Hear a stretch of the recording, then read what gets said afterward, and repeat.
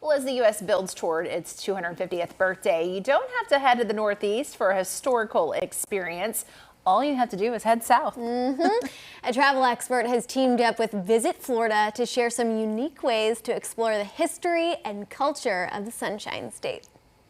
Hi there, I'm travel expert Gabe Saglier. You know, America's 250th right around the corner. A lot of us probably thinking about, what, New England, the Northeast? But wouldn't you know that America's history runs deeper still in northern Florida, and in particular in Pensacola and St. Augustine, both of which were founded in the 1500s. Pensacola, on the northwestern stretch of Florida, facing those Gulf waters, established in 1559 by Spanish explorer Don Tristan de Luna, and known today as America's first settlement. And St. Augustine on the northeastern coast of Florida, facing the Atlantic.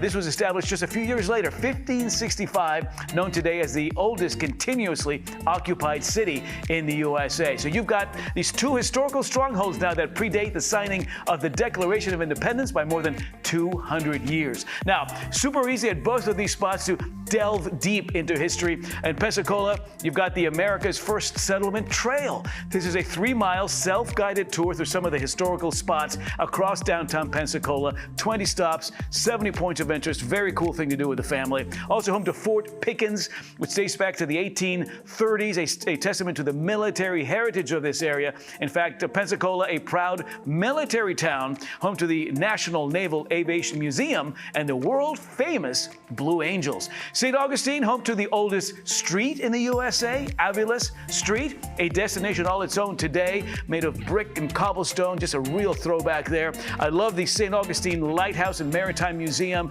Beautiful views of the skyline from atop the lighthouse there. And a bevy of Gilded Age buildings like Flagler College and the Leitner Museum. These are landmark structures that were built after the Civil War. They remain beautifully preserved today as a testament to St. Augustine's architectural legacy. A lot of culture here as well, defined primarily through food and music.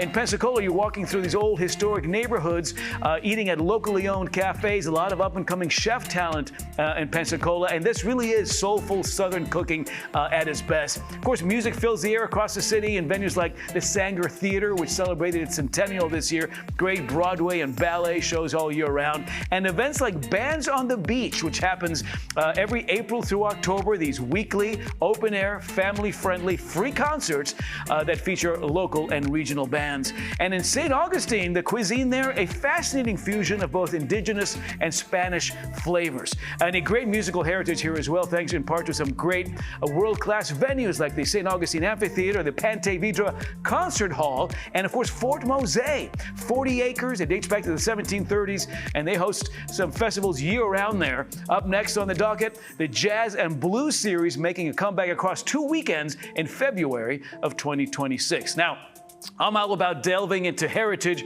with my kids whenever we travel, and certainly that's easy to do in both Pensacola and St. Augustine. Pensacola, of course, home to the historic Pensacola Village. Year-round, you've got actors here bringing 16th, 17th, 18th century Pensacola to life. A lot of hands-on activities there. The Pensacola Museum of History, fascinating. They've got exhibits of shipwreck finds that date back to the 1500s, and I love what happens every month downtown. Gallery nights, monthly there in Pensacola, where the streets are closed down and a street festival emerges. It's a wonderful multi-generational thing to do.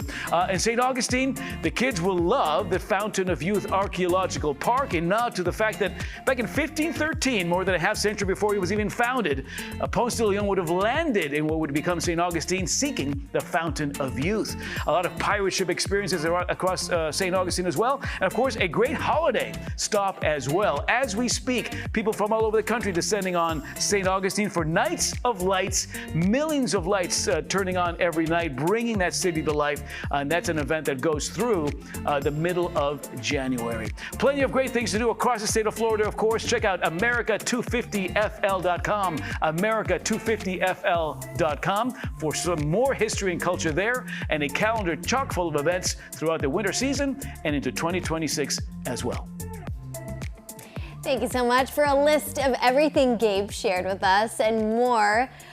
Plan your trip to Pensacola or St. Augustine. Just visit America250fl.com. More Local on 2 right after this.